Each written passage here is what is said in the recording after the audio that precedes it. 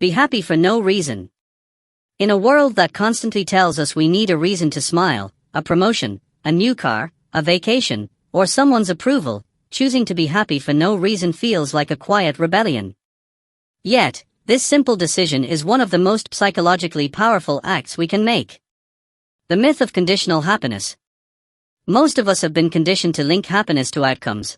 I'll be happy when I lose weight. I'll be happy if I get into that relationship. I'll be happy once I make more money. Psychologists refer to this as conditional happiness, and while it can bring temporary joy, it's fragile, easily shattered by setbacks or the passage of time.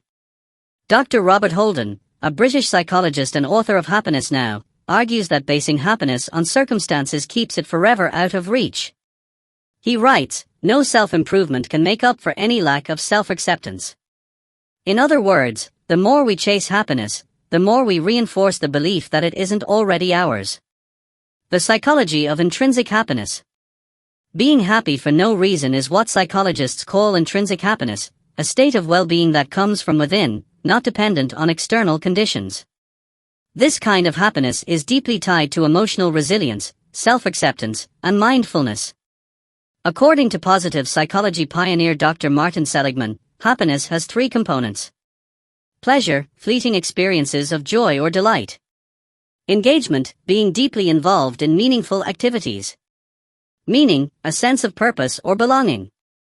Interestingly, pleasure alone doesn't create long-lasting happiness. What does? A shift in mindset. And one of the most powerful shifts is to let go of the idea that you need a reason to be happy. The brain and uncores joy. Neuroscience supports this. Studies show that regular mindfulness practice can rewire the brain, particularly the prefrontal cortex, to promote a more positive, peaceful state of mind. Meditation, gratitude exercises, and self-compassion increase the production of dopamine and serotonin, often called the happy hormones, independent of external rewards. One striking study by Dr. Richard Davidson at the University of Wisconsin found that long-term meditators showed more activity in the left prefrontal cortex, associated with happiness, even when nothing good was happening. Their joy wasn't reactive.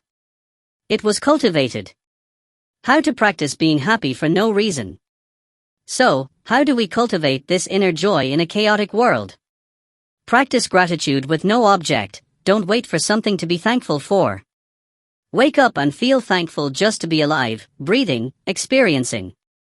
Laugh without context. Watch children, they laugh for no reason at all. Reconnect with that playfulness. Watch a funny video, smile in the mirror, and fake laugh until it becomes real. The brain doesn't know the difference.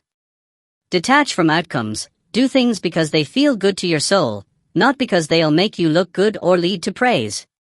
Shift from why to why not. Stop asking, why am I happy, and start asking, why not be happy now? Reconnect with the present moment. Most of our suffering comes from the past or future. Happiness, however, lives in the now. Final thoughts.